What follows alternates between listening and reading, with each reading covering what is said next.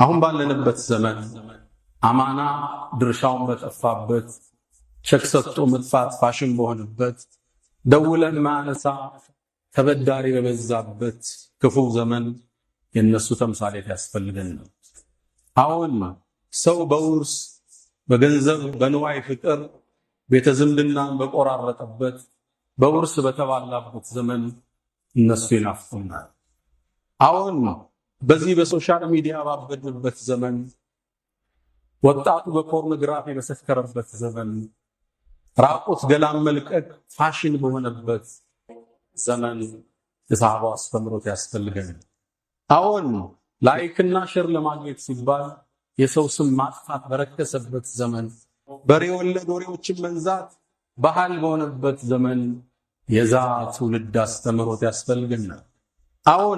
አሁን ባለንበት ዘመን አንዱ ዞሮ በማይጠይቅበት የራሱን ምቾት ካረጋገጠ የወንድሙ ግድ በሌለበት ዘመን ለሌላው መቆረስ ለሌላው መኖር ለወገን መድረስ ትርጉም ባጣበት ዘመን ያን ትውልድ እንደ ሞዴል ማንሳት ግድ የሚልብን ወቅት ነው። የነቢዩ አለይሂ ሰላቱ ወሰላም ባልደረቦች አላህ ኮትኩቷቸው ወደድኳችሁ ያላቸው والسابقون الأولون من المهاجرين والأنصار والذين اتبعوهم بإحسان رضي الله عنهم ወድጃቸው አለው ያላቸውን ትውልድ አስተምሮቶቻቸው ዘግነን በትንሹ ማውጋት የዚህ ትውልድ ኃላፊነት ነው። ሰሃቦቹ ከነብዩ ጥግ የማይጠፉ ለደቂቃ ማይለዩዋቸው ሳያስፈቅዷቸው የማይሄዱ ከሳቸው አስተምሮትን የቀዱ የሳቸውን ህይወት የተገበሩ ቁርአን በገለጻቸው መልኩ የሚጠቀሱ ውድ የአላህ ምርጥ ባሮች የማይደገም ትውልድ በዛ በቁጥር ልክ አንድ ነብይ ሐዋርያ ኑሮ ታያለ 120,000 ሰሃባ ይህ ምርጥ ትውልድ አስተምሮቱ ዛሬ ያስፈልገን። ዛሬ አንደኛውን እናነሳ።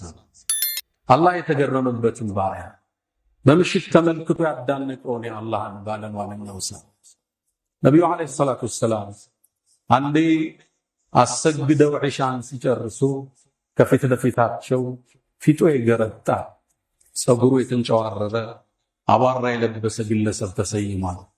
የአላህ መልእክተኛ ናቸው። እርቦኛል ሊበላቸው እርግጥም ረሃብ ቆልቶታል። ስታዩት አንጀት ይበላ ነበር። መልእክተኛው አለይሂ ሰላቱ ወሰላም ወደ ቤታቸው ላቸው። ሞዴል ናቸው። አቡበክር ራት ጋብዘዋል አሉ። ዑመር ፈልግለት ብለው አልተጣሩ። ከራስ ነው ድርጊት የሚጀምረው። ቤታቸው ላኩ። ከሚስቶቻቸው ካንዷ መልስ መጣ። የአላህ መልእክተኛ ወለዚ በዐሰከ بالحق ما عندنا الا ما ቤታችን ውስጥ በእውነት በላከ ጌታ እንምላለን ውሃ እንጂ የለም አሏቸው። ሌላኛው ሚስታቸው ጋር መልሱ ተመሳሳይ። የሳቸውን ሲጨርሱ ሰው አልጠቆሙም፣ ጥሪ ያቀረቡ ከናንተ መሃል ይህን የኔን እንግዳ ማን ያስተናግደዋል? ለካ ሰሃባው በወቅቱ ችግር ውስጥ ነበር። የቤት ጉርሳቸው አንሶ ነበር። እጅም ያነሳ ጠፋና አንገቶች ተቀረቀሩ። ከነሱ መሃል አንድ አንሳሪ እጁን አነሳ። የአላህ መልእክተኛ እኔ አላቸው። እሱስ ቤት ውስጥ ምን ይሁን ምን ይኖረው ይሆን? በሬ አርዶ ይሆን? ጥብስ ይኖራል? ፍሪጅ ውስጥ እስኪ እንከተለው ወደ ቤቱ አጣ። ሚስቱን ጠየቃት። ቤት ውስጥ ምን አለ? የነብዩን እንግዳ ይዤ መጥቻለሁ አለ። ሚስቱ አንድ ምላሽ መለሰች። ለኔና አንተ ራት የለም ለልጆቹ ግን ትንሽ አለ አለች። እንግዳ አላት። ትልቅ እንግዳ ያመጣው የነብዩ ሰለላሁ ዐለይሂ ወሰለም እንግዳ። ልጆቹን አባብለሽ አስተኛቸው። እነሱ ከተኙ በኋላ ምግቧን አቀርቢያ። ትንሽ እኮ ነው። አዎ እኔና አንቺ አብረን እንቀርብና ልክ ኩራዙ የምታስተካኪ መስሽ አጥፊታ ያኔ አብረን ምን በላ ይመስለዋል እየበሉ ነው ብሎ እሱም ጥግብ ይላል። ሚስትና ባል ይሄ ተከበረ ቤተሰብ ይሄ ለኸይር የተደራጀ ቤተሰብ ስትራቴጂ ነደፈ። አላህ ሳልህ ሚስት ሳልህ ባል ሲወፍቅህ ኸይሩ ሁሉ ይገራል። ቤት ገቡ። እንግዳው ቁጭ አለ። ምግቡ ቀረበ። እሷ ሻማውን ልታስተካክል መስላ ጠፋች። ምግቡ ተከፈተ። በጨለማ ይሰዳል ያነሳል። እነሱ የሚያነሱ መስለው አፋቸው ውስጥ የምግብ ድምጽ ያሰማሉ። እየበሉ ይመስላል። እሱ ይበላል እየበሉ ነው ብሎ ብሉ እንጂ እያለ ይበላል። ግጥም አርጎ በላ፣ ውሃውን ጠጣ። ሸብዓነ ረያን ሆዱን ሞልቶ ወደ መልክተኛው ተመለሰ። ደስ ባልና ሚስት ልጆቻቸው ጾም ያን ክስተት የዓለማት ጌታ አስተውሎታል፣ ተገርሞበታል። መልእክቱንም አላህ ስብሓነሁ ወተዓላ ለመልእክተኛው አድርሷቸው ነው። በጠዋቱ ሰሐቢዩ አንሷሪ ወደ ነቢዩ ዓለይሂ ሰላቱ ወሰላም አቀና። በአንድ ብስራት ተቀበሉት። ለቀድ አዕጀበ አላሁ ምን ሰኒዒኩማ ቢጠይፊኩም ለይላ። ዛሬ ምሽት የዓለማቱ ጌታ የዩኒቨርሱ አናዥ የረሱሎች ሁሉ ላኪ የመላእክት ሁሉ ፈጣሪ ተገርሞባቸዋል እንደናቸው ለምሳሌ ከራስ በላይ ሌላ መቆረስ ለየለመደ ትውልድ፣ ለዚህ መጨካከል ለበዛበት ትውልድ ወሳኝ መልእክት ያስተላልፋል። አላህም ታሪካቸውን አልረሳም። እኔ እናንተ ስንሰግዱልን እንድናስታውሳቸው ቁርአን ላይ ታሪካቸውን ጠቀሰ። ወዩእፊሩነ ዐላ አንፉሲሂም ወለው ካነ ቢሂም ኸሳሳ። ተነፍሶቻቸው ሌሎችን ያስቀድማሉ ለነሱ ወሳኝ አጀንዳ ነው ሚለው አንቀጽ ቁርአን ላይ ታተመ። በዚህ ታሪክ ላይ ብዙ ትማራለህ። ለኸይር የተሰናዳ ቤተሰብ ሚስት በአሁኑ ዘመን አጋዥነት ልጆቿን ረሃብ አስተኝታ እንግዳ ለመጋበዝ ባልስ እንዲህ አይነት ወኔ ያለው። ከዛም ወደ ነብዩ ሰለላሁ ዐለይሂ ወሰለም ተመለስ። ሌሎችን ከማዘዝ በፊት ራሳቸው ተግብረው እሳቸው ጋር ሲታጣ ነው ለሰው ይላል። እኛ ተናጋሪዎች እንጂ ተግባሪዎች አይደለም፣ መካሪዎች እንጂ ተገሳጮች አይደለም። እምንናገረው የሚራመድ ሰው ጥቂት የበዛበት ዘመን ነው ያለው። ደግሞ ተመልከት ያ ሰሃባ የሚባለው ትውልድ የነብዩ ባልደረቦች እንዴት አይነት ስማርት እንደነበሩ፣ አስተሳሰባቸው እንዴት የረቀቀ ስትራቴጂስቶች እንደነበሩ፣ ያ እንግዳ እንዲጠግብ መብራት የሚያጠፉበትን ስትራቴጂ ቀይሰው የአርራህማንን ውዴታ ወሰዱ።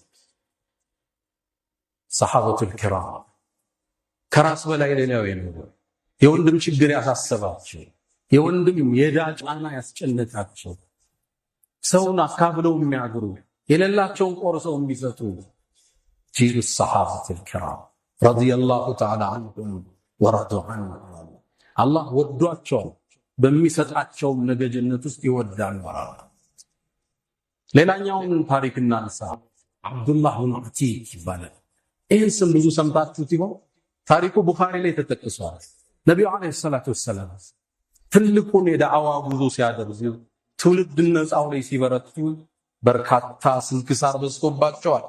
መንቀሳቀስ አልቻሉም። እዛ ስም ያጠፋል፣ እዛ ሰይፍ ይቀስፍባቸዋል። መከራው ብዙ ነው። ካስቸገሯቸው ቀንደኛ ጠላት ውስጥ የመጀመሪያው አቡ ራፊዕ ይባላል። ይሁዳ ነው። መዲና ዙሪያ የሚኖር ሰፊ ሀብት የተሰጠው፣ እርሻው፣ ከብቱ፣ ፍየሉ፣ ግመሉ ለጉድ ነው። ትልቅ የኢኮኖሚ ድሎት ላይ የሚኖር የራሱ ቤተ መንግስት ውስጥ ሌላ ቤተ መንግስት ሰርቶ የሚኖር ባለሀብት ነው። ነብዩን ጥርስ ነከሰባቸው። ዳዕዋቸው ላይ ተነሳባት። ሲሻ ሰው ቀጥሮ የሚገልሰው ይልክባቸው። ወላሁ ያዕሲሙከ ሚነናስ ያለው አላህ እሱ ይጠብቃቸው። ሲሻ ዘፋኝና ገጣሚ ቀጥሮ በስድብ የሚዲያ ዘመቻ ይከፍትባቸው። ስማቸውን ለማጠልሸት ዳዕዋቸውን ለማርከስ ይልክባቸው። ሲሻው ጦር አዝምቶ አስታጥቆ ይልካል። በእስልምና ታሪክ ከባዱ ጦርነት የሚባለው ዛድ የሚባለው ጦርነት የመራው ከቁረይሾች ጋር ያስተባበረው የአንበሳውን ድርሻ የሚወስደው ይሄ አቡ ራፊዕ የሚባል ይሁዲ ነው። በጣም ሲያስቸግራቸው አንዴ ትክዝ አሉና ሰሃባው ቤት ተማሪዎቻቸው ዘንድ መለና ቢአቢ ራፊዕ አቡ ራፊዕን ማን ነው እንደው ልክም ያስገባልን? ከሰሃቦች ውስጥ አንዱ ተነሳ። አንሷር ነው እሱ። አና አላቸው የአላህ መልእክተኛ እኔ አለው አላቸው። ስሙ አብዱላህ ብን አቲክ ይባላል። ከተወሰኑ 4-5 ሰሃቦቹ ጋር ቀና ወደ አቡ ራፊዕ መኖሪያ መንደር። ምን ይላል አብዱላህ ብን አቲክ? ቀን እንተኛና በሌሊት እንጓዛለን እቅዳችን እንዳይደረስበት። እንደምንም ደረሱ። ሲደርሱ እሱ የሚኖሩበት ቤተ መንግስት እጅግ የታጠረ የተጠበቀ የታፈረ ግንቦ ወደ ላይ የወጣ ዘበኞች ቀስተኞች የበዙበት እንዴት መግባት ይችላል? ከዛም ሰሃቦቹ ምን እናድርግ ሲሉ ጠብቁኝ እኔ ማረገዋለኝ አላቸው። ወደ በሩ ተጠግቶ አስተዋል። ለካ በሩ የሚከፈተው በቀን 2 ጠዋት እረኞችን ከብት ጠባቂዎችን ለመላክ እርሻን ቆፍሩትን ለመላክ ገበሬዎችን ማታ እነሱን ለማስገባት ብቻ ነው የሚከፈት። ጠበቀ። እረኞቹ ወጡ። ሙሉ ቀን ዋለ። ማታም ገቡ። እንዴት ይግባ? ተክዞ እያለ የውስጥ ንያውን ያወቀው አላህ እድል ከፈተለት። ድንገት አህያ ጠፋን ብለው በሩን ከፍተው ወጡ። ፍለጋ ተያያዙ። ጨለማ ነው። ተመሸነ። አብሮ ተደባለቀ። ፈለጉ አህያውን አጡት። በር ያለው ዘበኛ በአስቸኳይ ግቡ አያ ለዘጋው ነው አለ። እሱም ከነሱ ውስጥ አብሮ ገባ። የገባው ወደ ተቀበረ ቤተ መንግስት ውስጥ ነው። መውጫም የለም። አህዮቹ ወደሚኖሩበት ክፍል ገባውና ቁጭ አለ። ዘበኛው በሩን ቆልፎ ቁልፉን ሲያስቀምጥ አየው። ሁሉም ወደ ምኝታቸው ገቡ። እዛው ጠፍተው ከዛ ወጣውና ቁልፉን አንስቼ በሩን ከውስጥ ከፍቼ ከፈታ ከታወቀብኝ እንኳን ሩጭ እንዳመለጠ ወደ ውስጥ ሲገባ ሌላ አቡ ራፊዕ የሚኖርበት ሌላ ቤተ መንግስት ተጠጋው። ቁልፉ ይሉ ከዛም ከውጭ ያሉ በሮችን ሁሉም ቆለፍኳቸው። ጩኸት ሲሰማ እንደሚወጡ እንዴት እንደሚያስቡ ሰሃባስ ነው።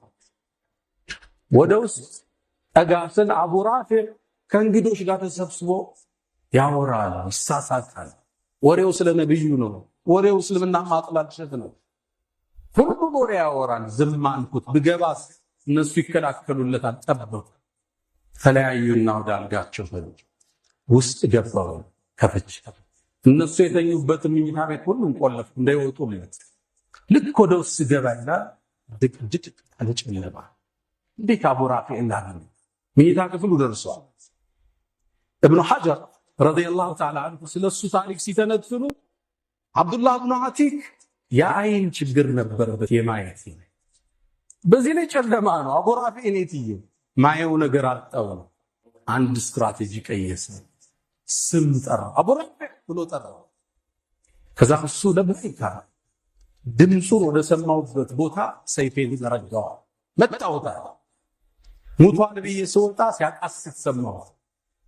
አሁን ድምፁን ፍለጋ ወደ ውስጥ ገባውና እሱን ሊያድነው የመጣ ሰው መስዬ አቡ ራፊዕ ማን ነው? ዘበኞችን ልጥራ እንዲያለ። አዎ የሆነ ሰው ነው የመታኝ አለ። ጠጋልኩና አሁንም ወረድኩበት፣ ግን አልገደልኩትም፣ አቆሰም። ተመልሼ ስወጣ ቦታው ጠፋ ይዞር። አሁንም ድምፄን ቀየርኩ ይላል። የሌላ ሰው ድምፅ፣ ቅድም ቀጠን አሁን ወፈር። ምን ገጠመ? ሚሬዳ ላጣ እንዲያለው። አዎ የሆነ ሰው መታኝ ሲል በሰይፍ ሄድኩና ደረቱን የቆምኩበት ይላል። ጨረሰ ኃላፊነቱ። ድምፅ ተሰማ ግቢ ውስጥ። ዘበኞቹ ተነሱ፣ ጩኸት ተሰማ። በሩን ከፋፍቸው ስለነበር ወጥ አጥሩን ዘላለሁ ስል መሰላም ያለቀ መስሎ እግሬ ተሰበረ። ጥምጣሜን አወለቅኩና እግሬን አሰርኩት። ሰይፌን ተንተርሼ ከግቢ ወጥ። ሰሃቦቹ ሌሎቹ ከውጭ ከርቀት ይጠብቁት አልተገናኙ። ምን አረክ? አጥንቼ ልምጣ አላልክም? አይጨርሼ መጣሁ አለ። ወደ ነብዩ እንዳሉት እናንተ ቅደሙ፣ እኔ ጠዋት ላይ መርዶውን ሳልሰማ አልመጣም አላቸው። ሂድንስ ድንገት ለነብዩ እጄ መጥቼዋለሁ፣ ግን ድንገት ቢነሳ ይችላል ልላቸው ሞቱን ማወቅ አለብኝ አለ።